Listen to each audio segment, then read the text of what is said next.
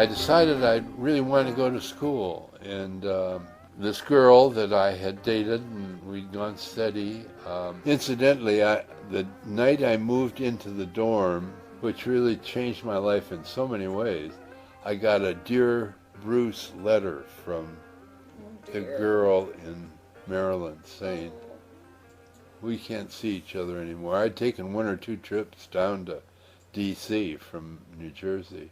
And so, I was ready, the world came to an end. I was thinking she was the perfect, I had plans. In fact, I had made application and been accepted to the School of International Studies at American University to transfer there in international studies and do a master's degree. Anyway, I scrubbed all of that, but I finished, and the week after she wrote me that letter, and I was all upset and all. There was a guy traveled from Oregon, the Methodist preacher, recruiting students to come to the Northwest, called the Northwest Conference.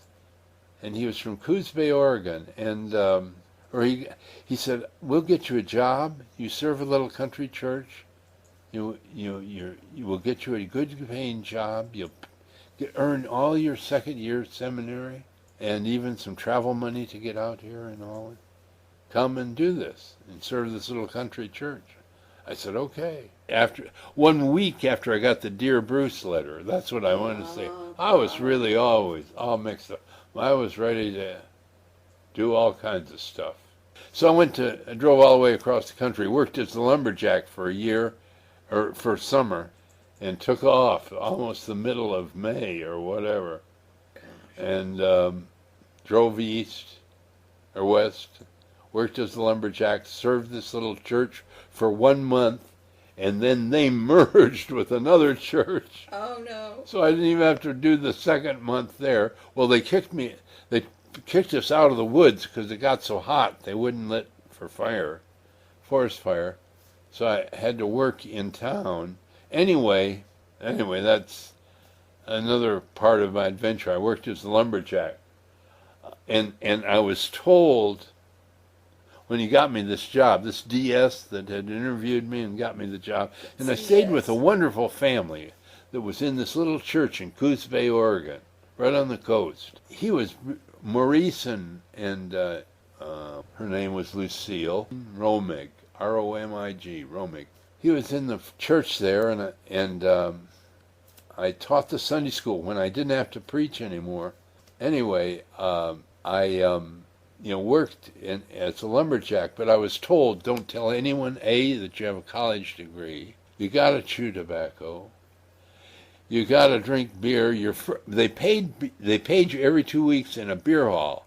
The company had a little booth. And you got your check there, and they had a beer club. I never forget it.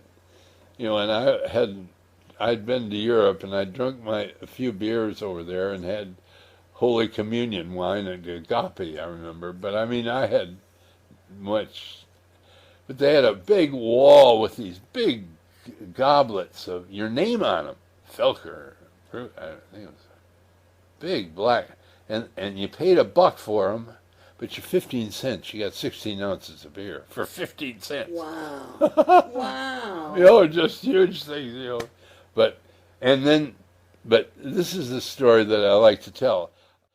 I was on the job 1 week, and the old crusty boss, who was an alcoholic, had given a friend of his who was trying to get off, trying to rehabilitate, a job on wrecking crew. And he was whistle punk, and it was dangerous work. Punking these things together, and they hauled these logs up the hill. Would you say what that is again? Whistle punk, little whistle that you beat signals up to a top of the hill where they, and you set these chokers around the end of logs, and they choked them up, and they drew them up there, but they were all falling all over the place, There were things you couldn't see, and you have to climb over things. Well, a guy broke his leg the first week I was there, and I carried him up the hill. He was an older guy. He'd come to work drunk. And the boss knew it. So I don't know why you saved him. He's not worth saving. These guys were rough, tough little guys. Yeah.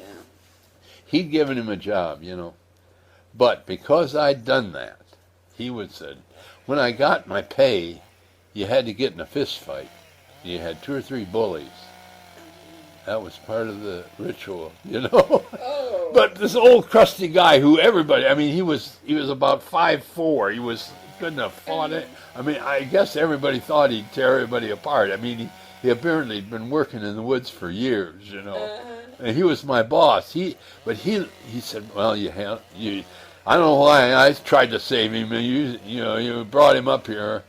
He was almost mad at me because he'd taken risk on the guy, and the guy had let him down. Yeah.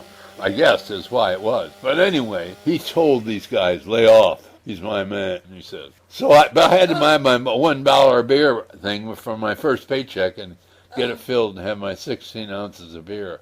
You had to do that every 2 weeks. They used to have friends. And I never told them I was educated. Oh, they said, if you tell them you got, Lord have mercy, if I told them I was a preacher, they'd have just, these guys were really, really scary, You minded your own business. And later, not only the guy broke his leg that first week I was there at the end of it, they got another young kid, younger than I was, and he was a whistle punk. I set the chokers. Each side, these lines came down with these chokers, 16 feet long. And what's a Choker. It Go was a around the piece tree? of wire, 1.5 inches thick, with a nubbin on the end of it and a keyhole thing that slid up and down it, and you push that thing around the edge of you try to get 4 or 5 feet from the end of the log, and you'd put the big nubbin through the big part of the keyhole and come it down, and when they pulled, it would choke, okay? I see. And pull the thing up. Got They're it. called chokers. Some were 1.5 inches thick, some were just inches, depending on how big the logs you were moving. The big ones, you had to use heavy stuff. But anyway, I set them, but this kid they hired was a punk. And he had about 7 or 8 signals he sent to a guy that operated the thing. You couldn't see over the edge of the hill. These hills were 45-degree angles. And there was stuff all over. When they'd start pulling up the hills, log would start coming down. You had to get out of there, they came close to me a couple of times, Scary. But when they pulled them out, you didn't know. Some of the younger trees had been bent down when they caught, they were just like springs. They go whomp, and they'd whomp out, That's what broke the guy's leg. He didn't get far enough back, and he set a choker. He was on my side. 2 people worked each side. But anyway, this young kid fell and twisted his ankle or broke his ankle, whatever. I had to help carry him up. That happened 3 or 4 weeks later. This old crusty boss said, well, sure, he said something about, you bring them out alive, you bring them out alive. But I really I didn't learn much preaching that summer, but I learned how to survive in this culture of rough and tumble. Very rough. Yeah. And I was just not a rough and tumble guy, I was, You were a scholar. I was a preacher. I don't know. Only at that little church for 1 month. Yeah.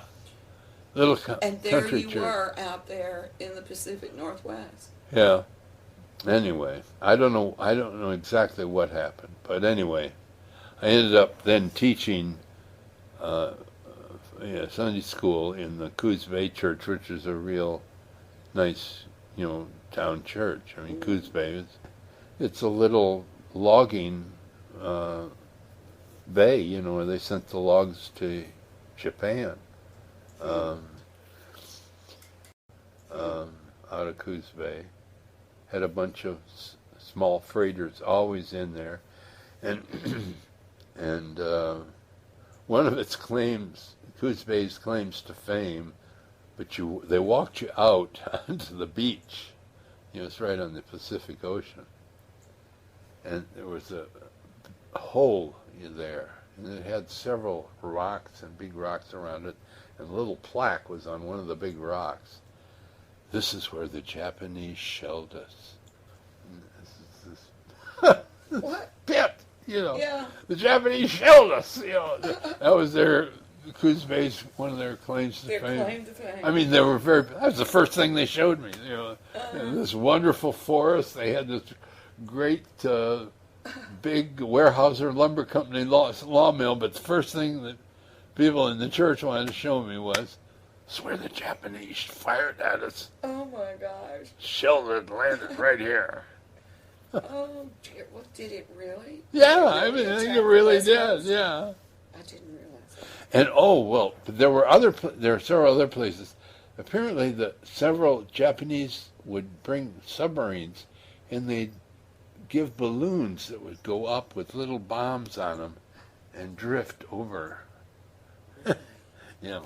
onto the mainland. Yeah. I didn't know.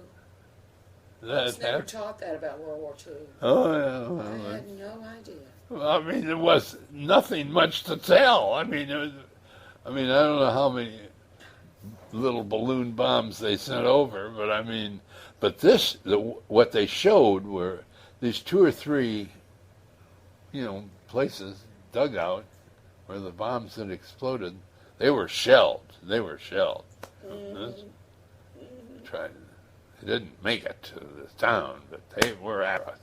Well, by golly, I can't say as I blame them. Well, now we went real quick from Coos Bay. Oh dear, yeah, that's where And we left off too. I want to ask you, you were a different person, weren't you? Had that experience? Well, I don't know that changed? experience changed me a lot.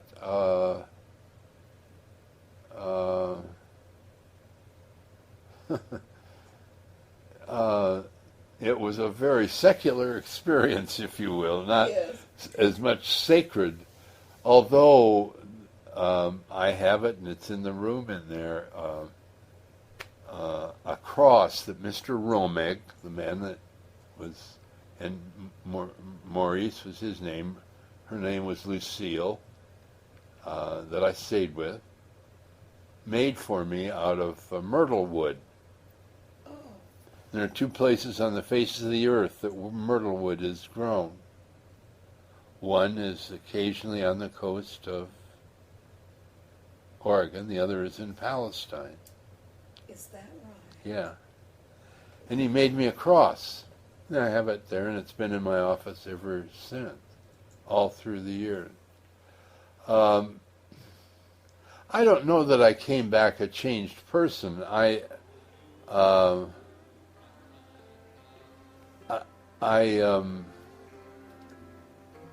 certainly knew that I didn't want to be a lumberjack all my life, and